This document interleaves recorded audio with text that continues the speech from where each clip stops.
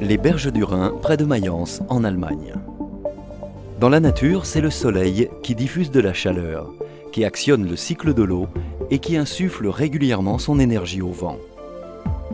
C'est encore grâce au soleil que les plantes et les microbes ont pu solidifier le CO2 de l'atmosphère avant de se transformer, il y a des millions d'années, en charbon et en pétrole. Que peut donc faire une entreprise moderne à l'heure actuelle pour renoncer à ses combustibles fossiles et miser sur des ressources d'énergie renouvelables tout en veillant à la rentabilité économique? Dans notre exemple, il est question du bâtiment administratif de la SARL Wermer & Merz à Mayence. Ici, il s'agit d'assurer les conditions de travail agréables à 250 employés sur une surface avoisinant les 9000 m², et en même temps de mettre en place un projet énergétique qui à tous égards pourra servir de modèle. Depuis plusieurs années, on utilise de l'eau issue de la nappe phréatique dans des installations appelées géothermiques. En utilisant, comme dans le cas présent, l'eau de la nappe phréatique présente à faible profondeur, on peut augmenter considérablement le rendement d'une telle installation. À tout au plus 10 mètres de profondeur, on extrait de l'eau de la nappe phréatique dont la température s'élève à 12 degrés pour l'acheminer dans le bâtiment. En hiver, à l'aide d'une pompe à chaleur, on augmente la pression pour que la température atteigne 35 degrés. Les cyclistes connaissent bien ce principe. L'air se réchauffe dans la pompe à bicyclette lors de la compression. Grâce à un échangeur de chaleur, cette énergie est transférée dans le circuit de chauffage. L'eau de chauffage transporte alors la chaleur dans les bureaux où elle se dégage grâce à un système de chauffage de surface à réaction rapide.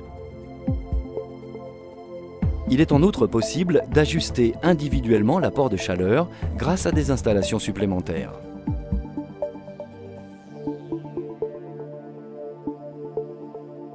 En été, l'eau de la nappe phréatique, dont la température s'élève à 12 degrés, passe par l'échangeur de chaleur pour entrer dans le circuit de refroidissement. Grâce à cette eau froide, l'atmosphère au bureau est agréable et détendue. L'eau circulante, dont la température a augmenté de 5 degrés, est ensuite de nouveau refroidie par l'échangeur de chaleur.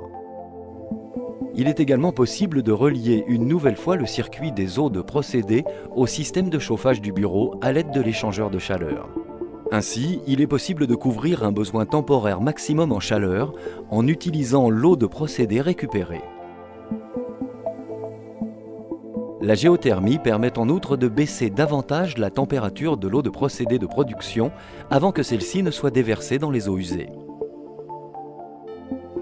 Outre son système de chauffage extrêmement flexible, le bâtiment écologique par excellence se caractérise par un système d'isolation efficace. Grâce à une installation mécanique de ventilation extrêmement performante, le taux de renouvellement d'air est très élevé dans tous les bureaux. Le refroidissement par un flux intense d'air froid nocturne vient compléter ce système en été. L'installation de fenêtres allant du sol au plafond permet de réduire le besoin en éclairage artificiel. À l'extérieur, un système d'ombrage empêche un réchauffement imprévu du bâtiment. La façade extérieure est composée de 4 revêtements de verre spécial, couverts en partie d'une surface réfléchissante, ce qui permet d'atteindre un coefficient d'isolement élevé.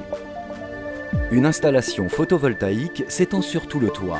Lorsqu'il fait beau, elle génère plus d'énergie que le bâtiment n'en consomme, et le surplus est réinjecté dans le réseau énergétique de la ville. Toutes ces mesures permettent de mettre en œuvre ce que l'on nomme un concept énergie zéro. Mais Werner & Merz va encore plus loin dans la protection de l'environnement. À proximité du Rhin, le vent thermique est particulièrement favorable.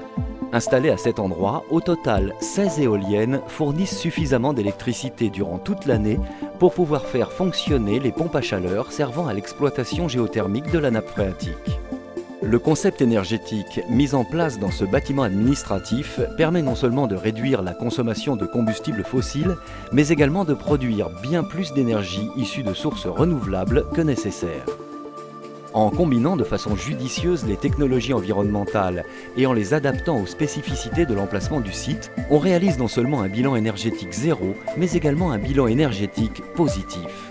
En outre, il est possible de réduire tous les ans la production de CO2 de 160 tonnes. Un résultat remarquable. car en fin de compte, aucune ressource énergétique sur Terre ne sera aussi durable que les éléments naturels tels que le vent, l'eau et la force du soleil.